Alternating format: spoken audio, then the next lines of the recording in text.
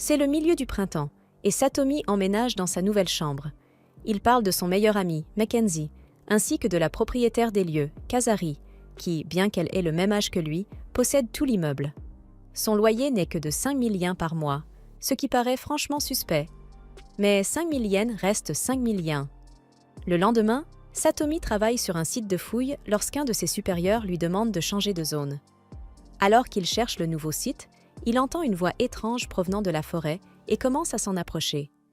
Suivre des voix désincarnées au fond des bois n'est probablement pas la meilleure idée, mais il le fait quand même.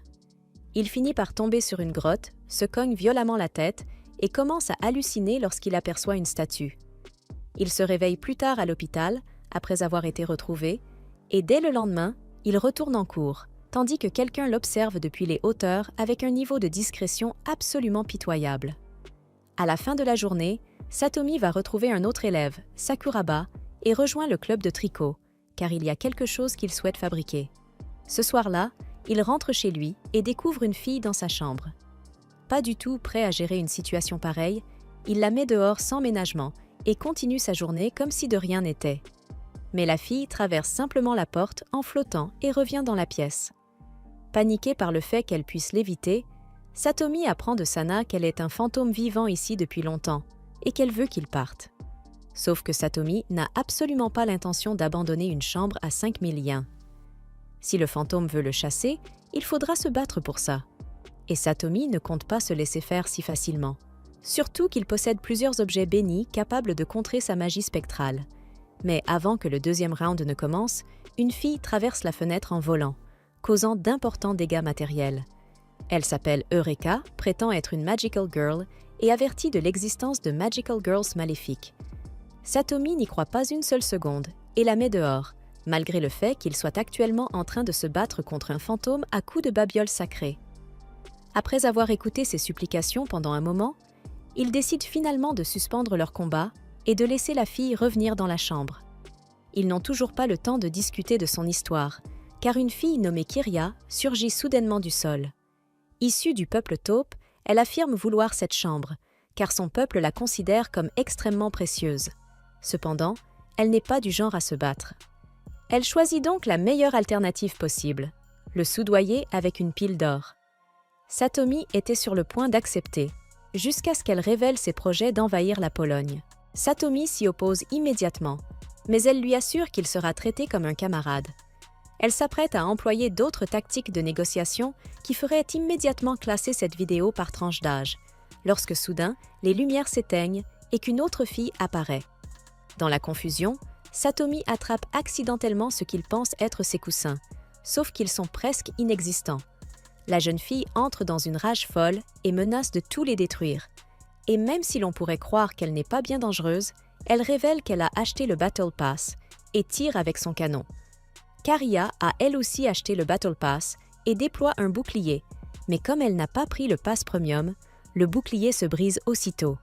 Satomi tente de frapper la fille, mais celle-ci possède l'avantage du champ de force impénétrable et rien ne peut le traverser. Rien, à part un fantôme. Sanae soulève alors sa jupe et révèle son sous-vêtement à découvert. Bon, c'est clairement une façon de régler le problème. La fille devient furieuse et invoque une bombe nucléaire tactique. Mais avant qu'elle ne puisse faire exploser la planète, elle est arrêtée par son assistante, Ruth, qui la force à annuler l'attaque. C'est à ce moment-là que tout dégénère vraiment. Kasagi arrive et découvre la chambre complètement détruite. À elle seule, elle remet tout le monde à sa place et les force à signer un traité concernant la chambre. Le traité interdit toute utilisation de la force pour régler le conflit. Satomi décide alors de trancher la question à l'aide de jeux de cartes. Ils se partagent la chambre et les vainqueurs des parties gagnent des points pris aux perdants. Une fois que quelqu'un n'a plus de points, il perd tous ses droits sur la chambre. Il joue les premières manches et Karia arrive en tête. La fille insignifiante avec le Battle Pass Premium termine deuxième, tandis que Satomi et Yurika se retrouvent respectivement quatrième et dernière. Ils décident d'en rester là pour la journée et tout le monde s'en va, sauf Yurika, qui se contente de grimper dans le placard pour y dormir. Toute cette folie a complètement épuisé Satomi. Alors lui et Sanae décident d'aller se coucher. Le lendemain matin, Sanae essaie de réveiller Satomi, mais il dort comme une pierre et sera encore en retard pour l'école. Malgré tout, le fait qu'elle ait essayé de le réveiller montre qu'elle commence à s'attacher à lui. À l'école, il est au club de tricot et reçoit des conseils pour améliorer sa technique, mais plus tard, comme la présidente du club est occupée, il n'a plus rien à faire. Lorsqu'il rentre chez lui, Karia a préparé le dîner pour tout le monde avec l'aide de Ruth et de Théa. Sanae, en voyant à quel point la nourriture a l'air délicieuse, supplie Satomi de la laisser posséder son corps afin de pouvoir goûter, ce qu'il accepte à contre-cœur. Alors qu'ils s'apprêtent à manger, Yurika sort la tête du placard et demande si elle peut aussi avoir à manger. Satomi accepte encore une fois à contre-cœur de partager. Et cette nuit-là, Satomi termine premier au jeu. Le lendemain, toutes les filles sont transférées dans la classe de Satomi et commencent à se comporter comme des personnes normales. Enfin, toutes sauf Yurika, qui reste une véritable catastrophe ambulante. Yurika continue d'essayer de convaincre Satomi qu'elle est une véritable magical girl, mais elle se fait coincer à l'extérieur par le club de cosplay, qui l'adopte aussitôt comme l'une des leurs. Tout cela se déroule exactement comme Satomi l'avait prévu. Maintenant que le club de cosplay l'a récupérée, elle sera trop épuisée pour continuer à se battre pour la chambre.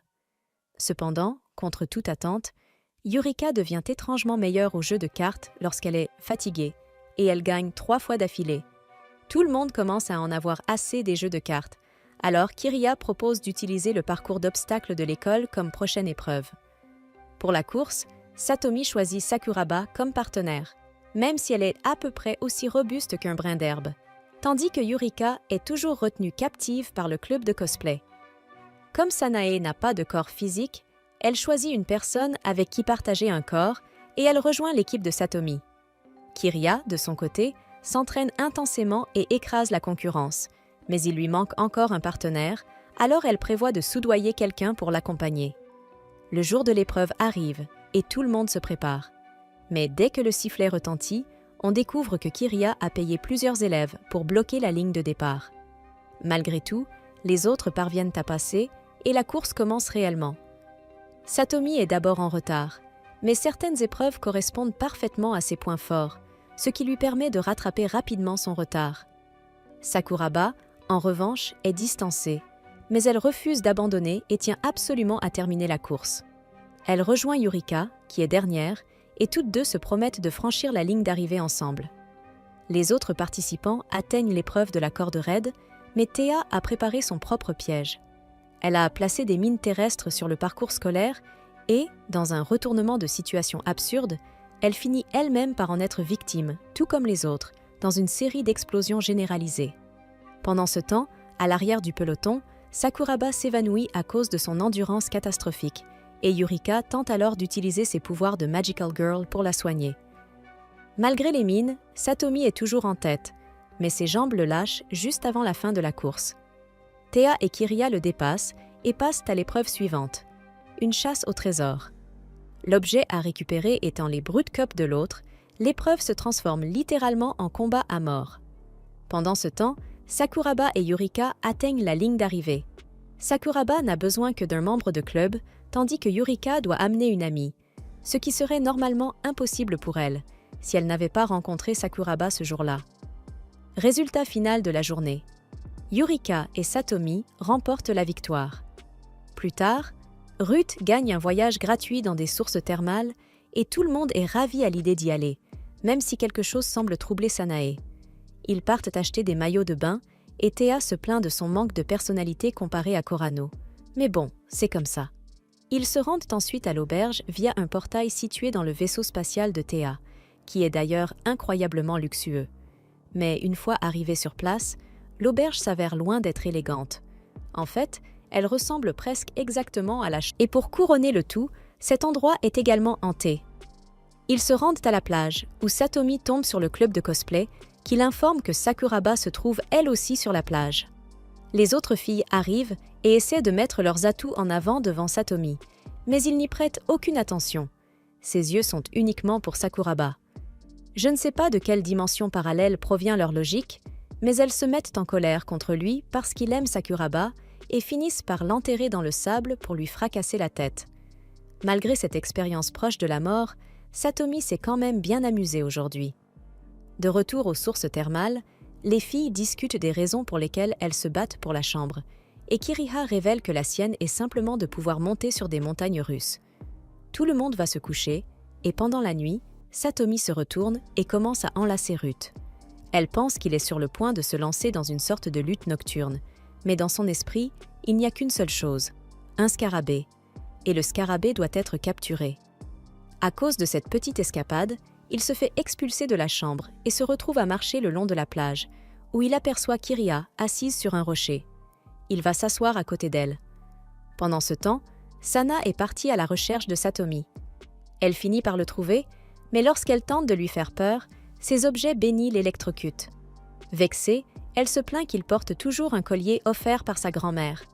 Sana part se baigner seule et conclut qu'à partir de maintenant, elle fera comme si Satomi était son ennemi. Mais elle a fait l'erreur d'y aller seule, car elle se fait alors kidnapper. Satomi cherche Sana partout, mais il est incapable de la retrouver. C'est à ce moment-là qu'il croise Sakuraba, qui se promène encore une fois. Yurika découvre Sana, capturée, et sur le point d'être vendue sur l'île d'Epstein. Les Ghostbusters sont vraiment tombés bien bas, mais avant même qu'elle puisse faire quoi que ce soit pour l'aider, elle se fait à nouveau embarquer par le club de cosplay. Satomi parle de Sana avec Sakuraba et réalise qu'elle voulait probablement devenir son amie, mais qu'elle s'est sentie blessée parce qu'il ne s'est pas comporté comme tel. Il décide alors de continuer à la chercher. En chemin, il trouve Yurika, kidnappée par le club de cosplay pour être sacrifiée. Elle lui apprend que Sana a été enlevée par des chasseurs de fantômes. Avec cette information, Satomi se précipite pour prévenir les autres, tout en laissant Yurika être sacrifiée au dieu du cosplay. Le groupe retrouve la trace de Sana et force l'entrée de la pièce où elle est retenue captive, mais elle refuse encore d'admettre que Satomi est venu l'aider. Les chasseurs de fantômes affirment n'avoir enfreint aucune loi, et techniquement, ils ont raison. Mais le groupe compte une femme taupe et une extraterrestre, et elle se moque complètement de la loi. Maintenant que les négociations ont échoué, ils libèrent les fantômes qu'ils avaient capturés pour affronter le groupe, mais ceux-ci sont éliminés sans grande difficulté. Le fantôme principal devient jaloux de Sanae en voyant que ses amis sont venus la sauver. Pris de rage, il entre dans une frénésie et met tout le monde hors de combat. Satomi se relève, utilise ses talismans pour repousser le fantôme, et Yurika finit par arriver à temps pour lancer un sort qui l'affaiblit. Satomi parvient à détruire le fantôme, laissant Sanae indemne. Elle remercie Satomi d'être venu la sauver, et pour l'instant, tout revient à la normale. Quelques jours passent, et la période du festival culturel approche. Satomi demande l'aide des autres pour soumettre un scénario pour la pièce de théâtre de l'école. Son ami a qualifié son jeu d'acteur de catastrophique, alors il veut lui prouver le contraire à tout prix, quitte à miser tous ses points. Tout le monde accepte de l'aider, et ils se mettent tous à écrire. À mi-parcours, Yurika annonce à Satomi qu'elle a ramené un animal de compagnie temporaire à la maison, qui se révèle être un scarabée. Mais à cause du petit incident aux sources thermales, Ruth risque d'exploser de colère si elle entend parler d'un autre scarabée, alors ils font de leur mieux pour le lui cacher. Plus tard dans la nuit, Sanae possède le corps de Satomi pour écrire son scénario, et les deux partagent un moment de complicité. Ils sont toutefois interrompus par Yurika, incapable de dormir à cause du bruit du scarabée, et Satomi l'autorise donc à dormir hors du placard pour le moment. Un mois plus tard, le scénario retenu pour la pièce est enfin annoncé, et il appartient à Théa. Elle a écrit une histoire inspirée de son récit préféré, mettant en scène la princesse d'argent et le chevalier bleu. La présidente du club de théâtre adore le scénario, mais Satomi et Yurika sont amers de ne pas avoir été sélectionnés. Lors du casting, ils ont du mal à trouver quelqu'un capable d'incarner correctement la princesse d'argent, alors Satomi suggère que Sakuraba tienne ce rôle. Après les cours, Satomi s'entraîne avec Sakuraba, qui est très nerveuse à propos de la pièce, et ensemble, ils livrent une performance meilleure que Hamlet. La présidente du club de théâtre les observait en secret, et elle est impressionnée. C'était digne d'un niveau Hamlet, mais lorsque les véritables répétitions commencent, Théa qualifie la performance de totalement désastreuse. Satomi intervient pour la défendre et explique que si sa performance était effectivement médiocre, c'est uniquement parce qu'elle s'était habituée à répéter avec lui. Il joue alors avec elle, et à ma grande surprise, leur prestation est si incroyable que Théa en est presque envoyée dans une autre dimension. Tout le monde s'accorde à dire que Sakuraba était exceptionnel, même si Satomi reste mauvais en tant qu'acteur. Cependant, il est plus facile de lui apprendre à être un peu moins mauvais que de demander à Sakuraba de reproduire une telle performance avec quelqu'un d'autre. Pendant ce temps, dans l'ombre, quelqu'un complote pour ruiner la pièce. Afin d'aider Satomi à moins sucer, Théa décide de l'entraîner personnellement à bord de son vaisseau. Pendant l'entraînement, elle lui parle de l'apparition récente de sa rivale près de la planète. Mais ce n'est rien d'inquiétant pour l'instant, alors ils reprennent l'entraînement. De retour sur Terre, cet entraînement porte ses fruits, et les talents d'acteur de Satomi deviennent enfin acceptables. Mais désormais, Théa commence à éprouver de la jalousie parce qu'elle n'a pas obtenu le rôle du chevalier bleu. Soudain, un projecteur s'effondre et manque de peu de s'écraser sur elle. Satomi la sauve in extremis, et en la rattrapant, il la serre avec une telle force que les digues menacent de céder. Ce n'était pas un accident. Il s'agissait d'une tentative de meurtre orchestrée par sa rivale, Clan. Cependant, la famille royale n'apprécie pas vraiment le meurtre, et si Clan était prise, elle perdrait son droit au trône. Ils décident donc, pour le moment, de continuer comme si de rien n'était. Le jour de la représentation arrive, et Théa continue d'entraîner Satomi. Les deux partagent un petit moment de complicité. Mais soudain, Clan apparaît avec un Raigun artisanal. Elle provoque Théa afin qu'elle sorte son arme, mais Satomi, grâce à son cerveau surdimensionné, comprend qu'un piège est en cours. À la toute dernière seconde, il pousse Théa hors de portée avant que tout n'explose. Clan avait placé un piège qui s'active dès que quelqu'un dégaine une arme. Maintenant que Satomi a compris le mécanisme, il ne compte pas laisser passer ça. Il fonce sur elle et attaque. Et rappelons-le, il s'agit d'une épée en plastique qui parvient pourtant à traverser le bonus de champ de force impénétrable. Théa commence à penser que Satomi pourrait bien être le véritable chevalier bleu. Clan est projeté au sol et Satomi lui ordonne d'abandonner. Mais il oublie qu'elle aussi possède un Battle Pass et qu'on ne peut pas distancer une bombe nucléaire. Cependant, les autres retournent son propre piège contre elle et elle est soufflée par l'explosion. Elle parvient à s'enfuir, mais alors qu'elle tente de se cacher, Yurika lui tombe dessus par accident et la met hors de combat. Par peur d'avoir des ennuis, elle utilise la magie pour se débarrasser du corps. Passons au prochain événement majeur. La Magical Girl maléfique a enfin fait son apparition. Yurika, de son côté, est simplement ravie de pouvoir enfin prouver qu'elle est une véritable Magical Girl. Mais malgré ses avertissements répétés affirmant que Maki est une Magical Girl maléfique, personne ne la croit, pas une seule seconde. Maki confronte Yurika, lui disant de se préparer au combat, et annonce qu'elle va rejoindre le club de cosplay uniquement pour lui mettre des bâtons dans les roues. Après le départ de Maki, Sakuraba rejoint Yurika pour lui demander conseil. Sakuraba est amoureuse de Satomi et souhaite se rapprocher de lui. Yurika promet de l'aider, sans inquiétude. Après tout, elle a acquis toutes ses connaissances en amour grâce au manga. Elle est donc une experte. Elle conseille à Sakuraba de proposer à Satomi un rendez-vous. Yurika rentre ensuite à la maison, mais elle entend la voix de Maki à l'intérieur. Malgré tous ses avertissements sur le danger qu'elle représente, les autres l'ont invitée dans la chambre et refusent toujours de l'écouter.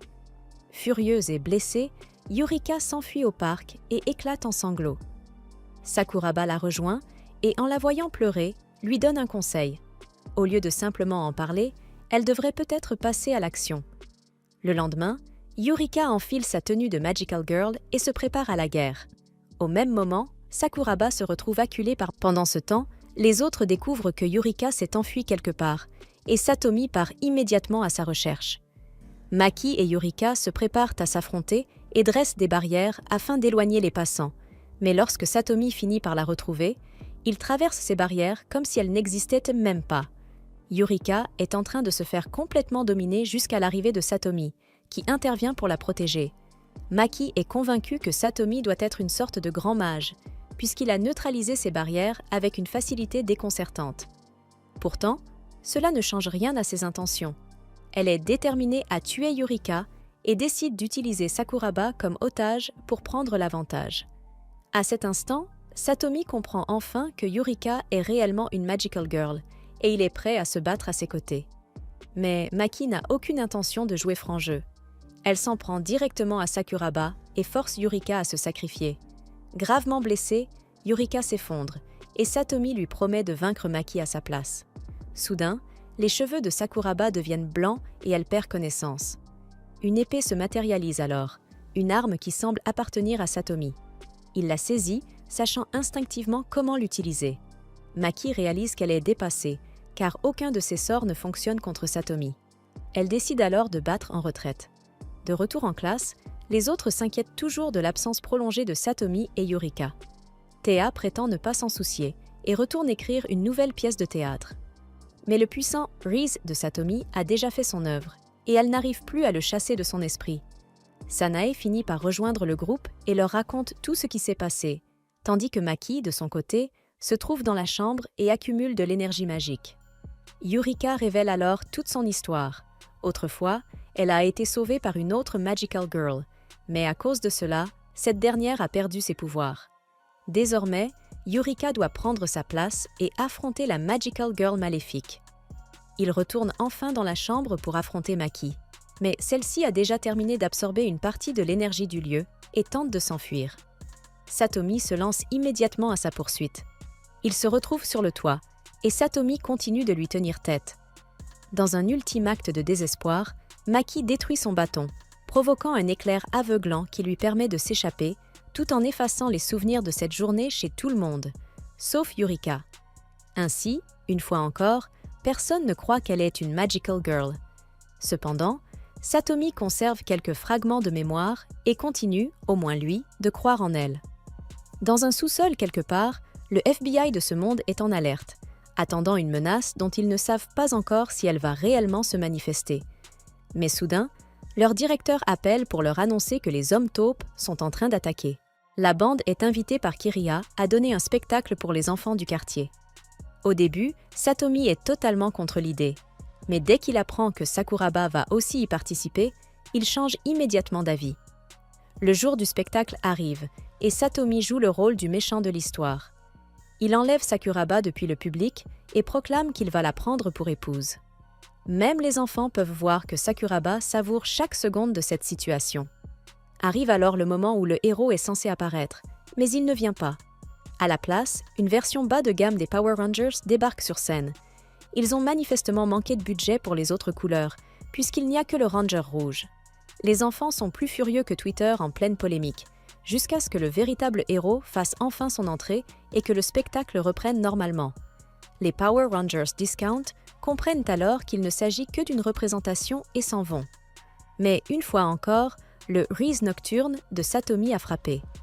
Après le spectacle, l'une des enfants vient remercier Kiriha, qui décide de l'accompagner pour la ramener chez elle. Satomi retourne vers les autres, qui réalisent seulement à ce moment-là qu'ils n'ont aucune idée de l'identité des Power Rangers bas de gamme. Un peu plus tard, ils voient Kiriha nettoyer le quartier. Toutes les personnes qui l'aident sont pourtant des gens parfaitement normaux, ce qui pousse Sané à se demander s'il ne s'agit pas d'un plan d'invasion. Mais comme elle ne fait que nettoyer, il n'y a finalement aucune raison réelle de s'inquiéter. Cette nuit-là, Kiriya reçoit un appel du chef de son village, qui lui demande l'état d'avancement du plan. Elle répond que le quartier l'a accepté grâce à son travail acharné, ce qui semble correspondre à l'option pacifique. Cependant, les révolutionnaires continuent de pousser pour un plan d'invasion. Le lendemain, Satomi retrouve Sakuraba, encore toute excitée par le spectacle de la veille. Elle lui confie qu'elle a enfin l'impression de faire partie intégrante de la ville, et cette remarque fait comprendre à Satomi que Kiriya cherche sans doute à s'intégrer pacifiquement à la société. Plus tard dans la journée, ils retrouvent Kiriha et ils se promènent ensemble en ville. Tout le monde semble vraiment l'adorer. Satomi lui demande alors si elle souhaite réellement envahir la ville, mais elle lui répond que non. Elle lui propose ensuite d'aller quelque part avec elle le lendemain. Le jour suivant, Satomi et Kiriya se préparent à partir en rendez-vous. Les autres sont incroyablement jaloux, à l'exception de Kazaj, qui n'a pas encore été affecté par le Reese nocturne de Satomi. Satomi et Kiriya arrivent dans un parc d'attractions, un endroit où elle dit être déjà venue auparavant. Ils montent dans plusieurs attractions, puis entrent dans une salle de cinéma. Mais lorsqu'ils montent dans la grande roue, Kiriya devient soudain plus sérieuse. Elle lui parle alors de la personne qu'elle a rencontrée là-bas il y a 10 ans et lui révèle qu'elle s'est portée volontaire إليك. الترجمة إلى الفرنسية بأسلوب سردي متسلسل ومتماسك. C'est pour cette raison qu'elle souhaite finalement une invasion pacifique. Après tout, c'est plutôt un signal d'alarme quand une fille déclenche une guerre entière à cause de vous. En réalité, elle n'a jamais vraiment eu l'intention de s'emparer de la rune. Mais si elle avait déclaré son échec, alors la Révolution, une faction de son propre clan, serait passée à l'action à sa place. Le meilleur scénario était donc de maintenir un blocage dans l'équilibre des forces. Satomi comprend enfin toute la situation et confirme que Kiriya est réellement une bonne personne. Les deux partagent alors un moment extrêmement émouvant. Alors que Satomi et Kiriya s'apprêtent à monter dans une autre attraction, un énorme forêt surgit soudainement du sol. C'est la Révolution. Leur chef, Kayama, pointe une arme sur Kiriya et lance « Viva la Révolution !» Les autres assistent à la scène et accourent pour aider, tandis que Yurika prend de la hauteur afin de lancer un sort pour protéger les civils. C'est sans doute le meilleur développement de personnage que l'on puisse imaginer. Elle n'est plus un L ambulant. Kayama compte utiliser la mort de Kiriya comme prétexte pour lancer l'invasion. Bref, les tirs commencent, mais Kiriya n'est pas du genre à se laisser abattre facilement. Kayama, imperturbable, révèle alors qu'il a lui aussi obtenu un Battle Pass. Ils échangent des attaques, mais leurs puissances finissent par s'annuler mutuellement. Satomi profite de l'ouverture pour se faufiler derrière lui et lui scier la mâchoire. Cependant, il commet l'erreur de tenter de négocier avec un type qui a essayé de le tuer littéralement 5 secondes plus tôt, et il se fait assommer. Il serait mort sur place si Théa n'était pas intervenue pour le sauver. Avec l'aide de tout le monde, ils repoussent ensuite ses troupes et détruisent son mecha. Acculé, Kayama utilise une bombe fumigène pour se dissimuler, mais grâce à Sana, Satomi parvient à voir à travers la fumée et à l'atteindre avant qu'il ne puisse utiliser son Glock. Il est vaincu, mais on ne peut pas arrêter un fou. Il tente de faire exploser le vaisseau afin de provoquer des pertes massives, mais une fois encore, Yurika décroche une victoire et empêche une nouvelle Hiroshima. À présent qu'il a perdu toutes ses cartes, la révolution est neutralisée. Il reste bien ce gigantesque trou dans le sol, mais le gouvernement va probablement simplement le dissimuler. Kiriya remercie Satomi pour son aide et lui demande de revenir un jour au parc avec elle. Les choses redeviennent enfin normales, et Théa apparaît tôt un matin pour réveiller Satomi afin de s'entraîner pour la prochaine pièce. Elle essaie de le tirer du lit, mais le gars ne bouge pas d'un poil, et Sana est littéralement à l'intérieur de lui. Elle passe ensuite à réveiller Yurika, mais tout le vacarme qu'elle provoque finit par tirer Satomi du sommeil. Il jette alors un regard sur ce qu'est devenue sa vie, et, au fond, ce n'est pas si mal que ça. Plus tard à l'école, les filles commencent à parler de Noël, mais comme la plupart d'entre elles n'en ont jamais entendu parler, elles ne savent pas vraiment de quoi il s'agit. Sana explique que c'est un moment où les gens se réunissent pour passer du temps ensemble, mais Théa, elle, n'a aucune intention de laisser Noël interférer avec son spectacle. Satomi, qui observe toute la scène, a soudain une idée et quitte la classe. Ce soir-là, Sakuraba marche dans la rue lorsqu'elle remarque un Père Noël qu'elle reconnaît. C'est Satomi, et pour une raison mystérieuse, il travaille à temps partiel. De retour à la maison, Théa est contrariée d'apprendre que Satomi a commencé un petit boulot alors qu'elle voulait qu'il s'entraîne. Tout le monde se met à spéculer sur la raison de ce travail soudain et en arrive à la conclusion qu'il doit avoir une petite amie à qui il veut offrir un cadeau. Quand Satomi rentre, il retrouve Kiriya en train de préparer de la soupe pour tout le monde. Les autres l'encerclent et lui demandent pourquoi il travaille à temps partiel, mais il refuse de répondre. Kiriya tente alors un bluff et affirme qu'ils travaillent plus parce qu'ils vont sortir ensemble, mais tout le monde sait que ce n'est pas vrai. Malgré tout, ce changement de sujet suffit à clore la discussion, et Satomi remercie Kiriya pour son aide. Le lendemain, on découvre que Satomi avait en réalité prévu une fête de Noël pour tout le monde, et que Sakuraba l'aidait à tout organiser. Mais au moment d'apporter les dernières touches à la fête, il est stupéfait de trouver la salle du club remplie de types en sueur. N'ayant pas vraiment le choix, il décide de déplacer la fête dans l'appartement de Satomi. Cependant, une fois arrivé chez lui, Satomi réalise qu'il s'est fait avoir. Il comptait organiser une fête surprise, mais quelqu'un l'a devancé. Malgré tout, ils passent un excellent moment.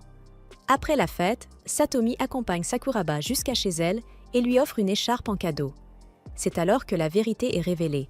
Satomi et Sakuraba sont en réalité la véritable princesse et le véritable chevalier bleu, ce qui explique pourquoi, lors de leur première rencontre, il n'a pas fini enfermé dans un cercueil.